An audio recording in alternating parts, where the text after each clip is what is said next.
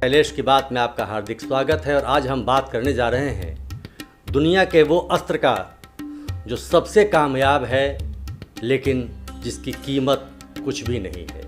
अगर आप थोड़ा सा प्रयास करें, बिना कीमत का वो अस्त्र आपके पास होगा और दुनिया के सारे काम आपके बन जाएंगे। जी हाँ, मैं बात कर रहा हूँ वाणी का। और वाणी में भी जब आपको किसी से काम लेना हो तो प्रशंसा की। सबसे पहले अगर किसी से बात करनी हो तो उसके मन की बात करनी चाहिए। आइए आज हम सबसे पहले एक छोटी सी कहानी सुनाते हैं। एक बहुत बड़ा मूर्तिकार था और वह मूर्तिकार ऐसी मूर्तियाँ बनाता था जो हूबहू बिल्कुल जिंदे के समान लगता था मूर्तियाँ अब बोल पड़ेगी, मूर्तियाँ अब चल पड़ेगी।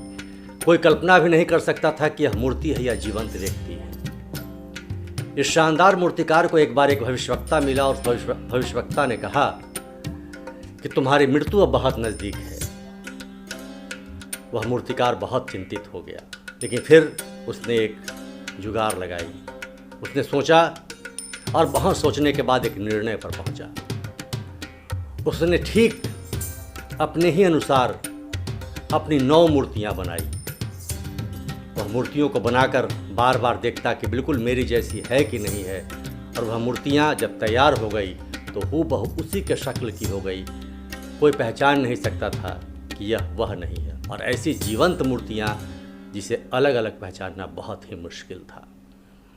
वह समय आया, वह क्षण आया। उस भविष्यवक्ता के अनुसार यमराज का आगमन हुआ और यमराज ने जब उसके घर में कदम रखा तो 9 मूर्तियां वो रखी हुई थी और उसके बगल में ठीक वह खड़ा हो गया।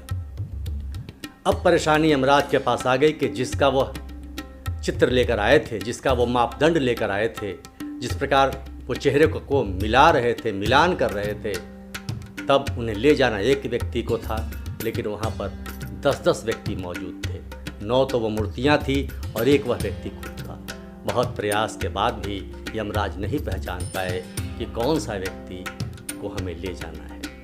बहुत अचंभित हुए, बहुत चिंता में पड़ गए। बहुत सोचने विचारने के बाद बहुत हिलाया, बहुत डुलाया, पर 10 मूर्तियों में से यह निर्णय नहीं हो पाया कि कौन सी मूर्ति सही है। अंत में थक हार कर यमराज वापस गए नारायण के पास। उन्होंने कहा, नारायण, आपने भेजा था कि किसी एक व्यक्ति को ले आना है। मैं ज़रूर गया उसके घर पर, लेकिन वहाँ वैसे 10 व्यक्ति मौजूद हैं। अब मुझे पता नहीं किस व्यक्ति को वहाँ से लाना है। मैं बड़ी अचंभे में पड़ गया।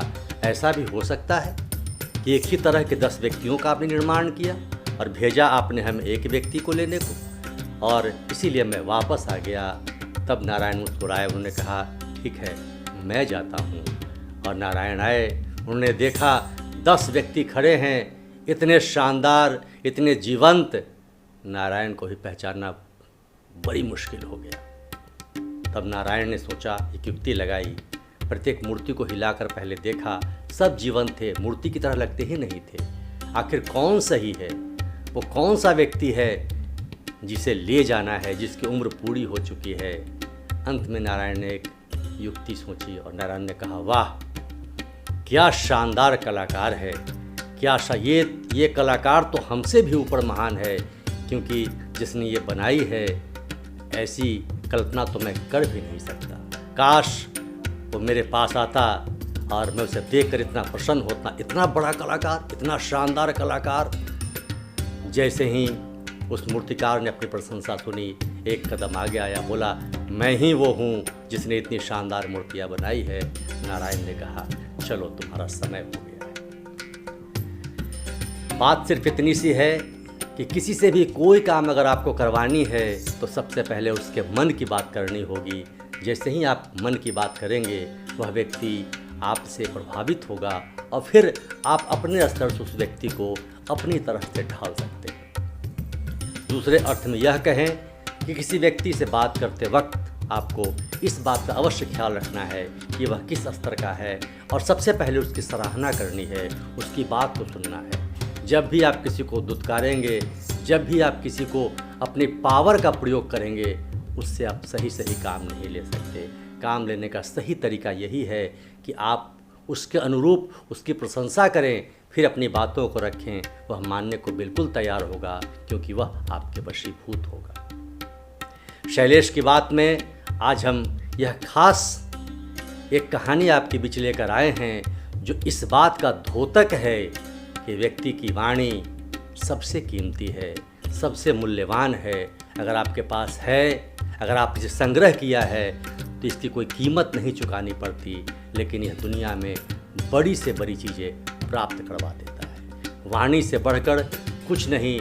वाणी अगर सही हुई तो बड़े बड़े लोग कामयाब हो जाते हैं। वाणी की वजह से आपकी प्रशंसा बढ़ती है, वाणी की वजह से आपकी प्रसिद्धि बढ़ती है, वाणी की वजह से आपको लोग समाज में मानते हैं, वाणी की वजह से आप सबके बहुत प्रिय हो जाते हैं। इसलिए वाणी आपकी ऐसी होनी चाहिए जो सबको मोह ले, हमेशा सकारात्मक रहें, नकारात्मक वाणी से हमेशा दूर रहें। जब भी आप सकारात्मक होंगे, आपका कद बढ़ता जाएगा।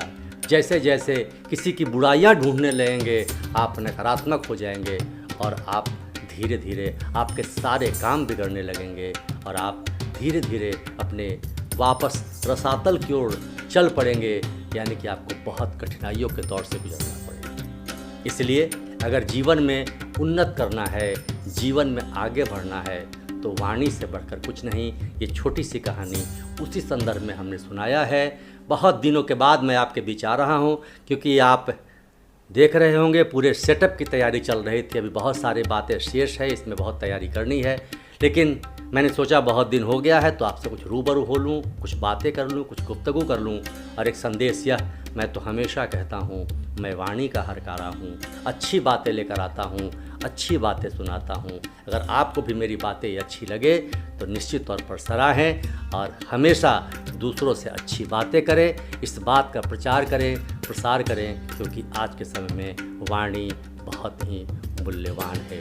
बोली तो अनमोल है, जे केहू बोले जानी, ये तराजू तौल के तब मुख बाहर यानी। बहुत बहुत धन्यवाद।